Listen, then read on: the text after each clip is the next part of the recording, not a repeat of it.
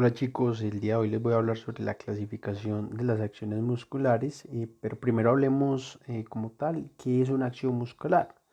Cuando nos referimos a este término, estamos hablando sobre la función y el nivel de participación que tiene un músculo en un movimiento articular. Entonces vamos a ver los diferentes tipos de acciones musculares que existen. Primero, iniciemos hablando sobre las acciones musculares agonistas. Entonces van a ser los músculos que actúan como movilizadores principales de la acción. Es decir, son aquellos que producen la principal contribución más significativa del movimiento. Un ejemplo podría ser la rotación interna de hombro. El músculo agonista sería el subescapular en este caso. Luego, si nos fijamos en los antagonistas, vamos a encontrar que son aquellos músculos que actúan en oposición directa a los agonistas. Pero ojo, esta acción no acompaña necesariamente a cada contracción agonista. A ver, ¿qué quiere decir esto?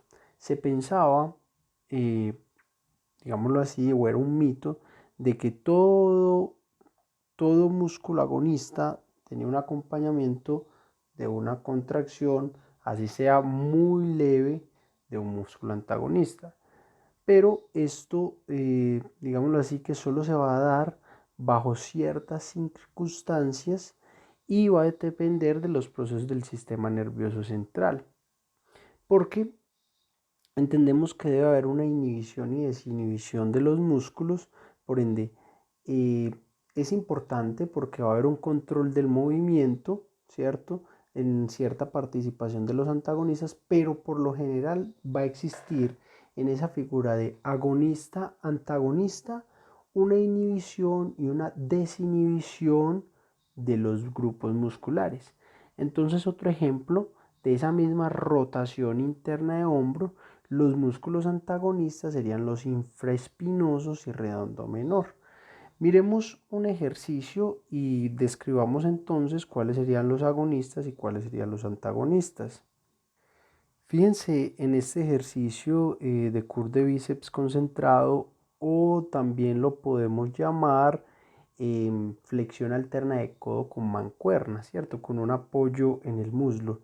Aquí fundamentalmente tendríamos que el nivel de participación del músculo agonista sería el bíceps y el braquial, y el antagonista sería el tríceps, ¿cierto? Bueno, habiendo explicado los músculos agonistas y antagonistas, entremos a la explicación de las acciones, perdón, de las acciones musculares agonistas y antagonistas.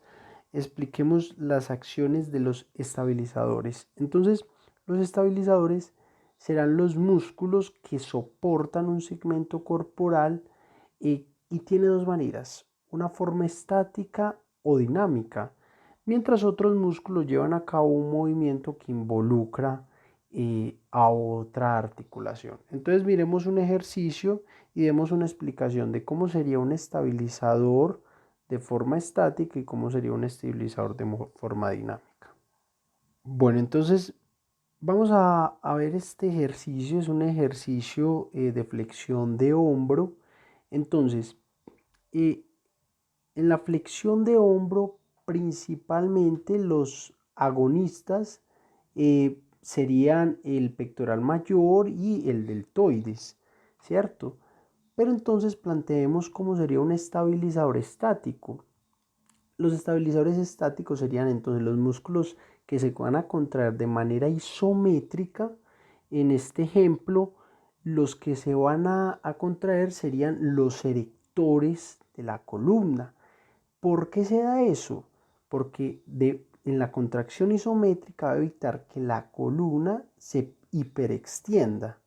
Entonces, fíjense que acá la idea es que la columna se mantenga estable, no se dé una hiperextensión, ¿cierto?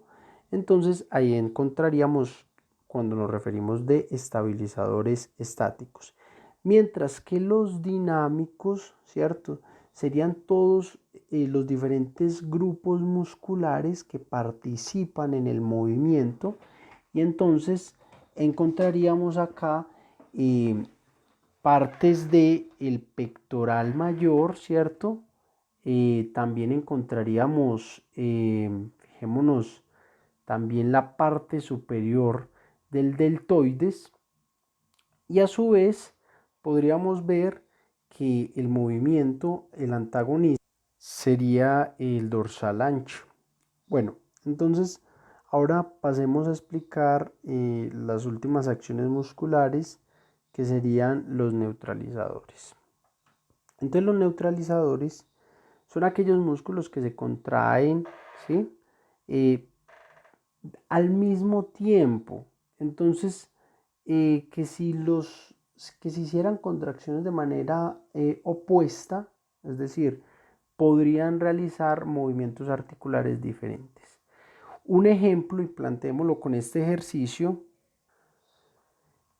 Como ejemplo tenemos los ejercicios abdominales donde los oblicuos interno y externo se contraen simultáneamente para provocar la flexión del tronco. Individualmente estos músculos tienden a producir una flexión lateral y una rotación del tronco, pero contrayéndose de manera simultánea se opone uno a otro para anular estos movimientos y por tanto ayudar a los músculos del recto abdominal en la flexión de la columna. Bueno chicos, esta sería la explicación de la clasificación de las acciones musculares, un video sencillo y simple que explica estos 4 tipos de acciones. Espero que les haya gustado. Si tienen preguntas, comentarios, recuerden hacerlas. Cuídense mucho.